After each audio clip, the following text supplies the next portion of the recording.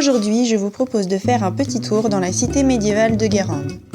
Contrairement à ce que beaucoup de personnes pensent, les attraits de la ville intramuros ne se trouvent pas seulement dans la rue Saint-Michel, sur la place de la Collégiale Saint-Aubin ou encore dans la rue de Saillé.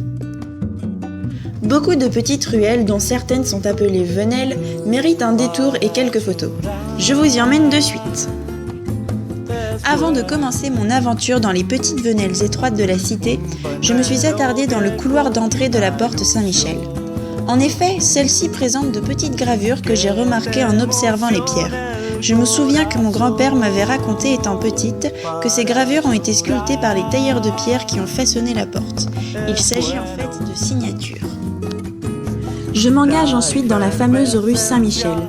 Celle-ci étant la plus connue de la cité et donc la plus empruntée, je décide de tourner directement à gauche dans la première venelle que je croise. En effet, il y a moins de monde ici. Je suis plus au calme pour me balader. Un panneau retient mon attention dans cette rue appelée rue de la Juiverie. J'apprends que son nom vient de la communauté qui a habité ici au Moyen-Âge et qui a été expulsée du duché de Bretagne en 1240. Si vous êtes passionné d'architecture et de vieilles pierres comme moi, je vous conseille vivement de venir faire un petit tour dans la cité. On y découvre toutes sortes de bâtiments plus impressionnants les uns que les autres. N'hésitez donc pas à prendre votre temps pour les observer et n'oubliez pas de lever la tête pour contempler les lucarnes et les frontons des fenêtres. La rue de la Juiverie en est très riche. Dès l'angle de cette rue et de la rue Saint-Michel, vous pouvez admirer un immeuble datant de la fin du XVIIIe siècle. Je vais vous présenter une autre bâtisse dont je suis très fière. Il s'agit d'une maison datée du XVIIe siècle qui s'ouvre directement sur la rue de la Juiverie. Vous pouvez remarquer qu'elle présente peu d'ouvertures, mais que ces dernières sont soulignées par un encadrement de pierre appareillée. La porte se plaçant sous un arc de plein cintre est également remarquable. J'avance ensuite jusqu'à une petite place cachée appelée place Saint-Jean. Une vieille bâtisse du XVIIe siècle m'intrigue. Que pouvait bien être la fonction de ce bâtiment ? Par chance, une personne vient à ma rencontre. C'est un bel édifice, n'est-ce pas ? Savez-vous qu'au Moyen-Âge se plaçait ici l'hôpital Saint-Jean ? Ce dernier a subi des modifications au XVIIe siècle. Vous pouvez d'ailleurs les voir aujourd'hui. Regardez, la porte est en effet surmontée par une fenêtre en imposte et les lignes sont nettement marquées. Lorsque vous vous baladez dans la cité médiévale, n'hésitez pas à vous retourner. En effet, ici, nous avons un magnifique point de vue de la collégiale à partir de la place de l'hôpital Saint-Jean.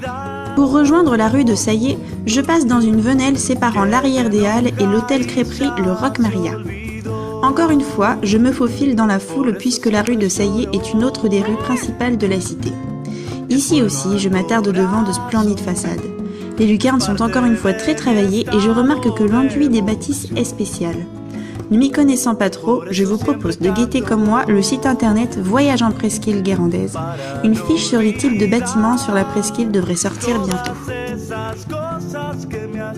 Un des bâtiments attire plus mon attention que les autres.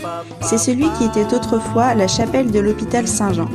En effet, on peut remarquer des petits crochets sur sa toiture, ce qui le différencie des autres bâtisses. Il s'agit aujourd'hui du musée de la poupée et du jouet ancien.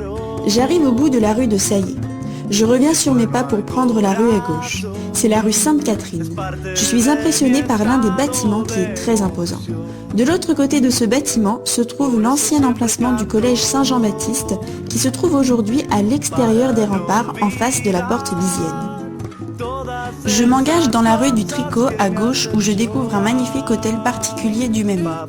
Je reviens un peu sur mes pas pour aller vers la chapelle Notre-Dame-la-Blanche. Sur le chemin, je croise une demeure renfermée par un portail rouge. On peut voir sur ce bâtiment une tour d'escalier de forme hexagonale.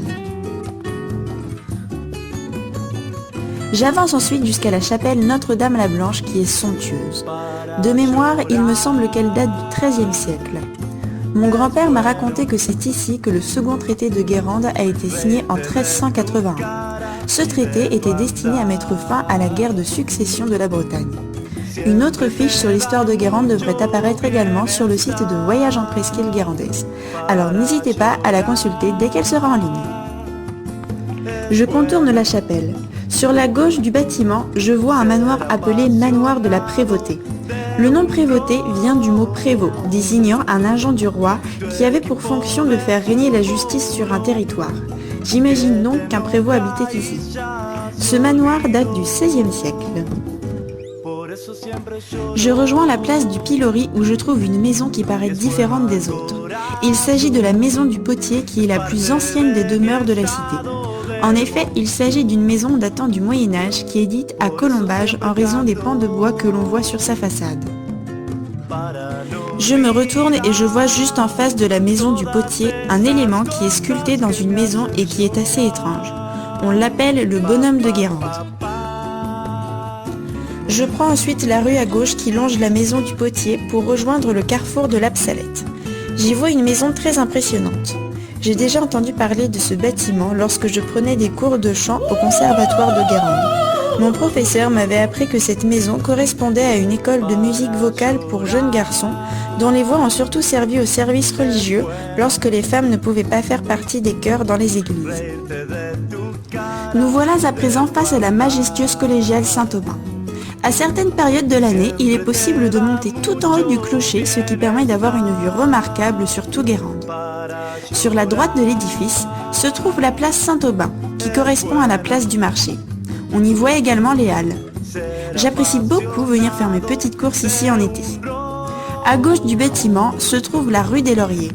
Je passe à travers un cimetière de petites statuettes de fer qui représentent la population guérandaise à travers les siècles. Un cimetière se tenait en effet ici autrefois. J'avance un peu plus loin derrière la collégiale jusqu'à la place du vieux marché au blé et je m'arrête un instant devant un bâtiment correspondant à l'actuel presbytère. Je me souviens que mon grand-père m'avait raconté que cette bâtisse a été autrefois la demeure de deux sénéchaux de Guérande différents au XVIIIe siècle. Voilà, c'est la fin de ce reportage. J'espère qu'il vous a donné envie de visiter la cité médiévale de Guérande.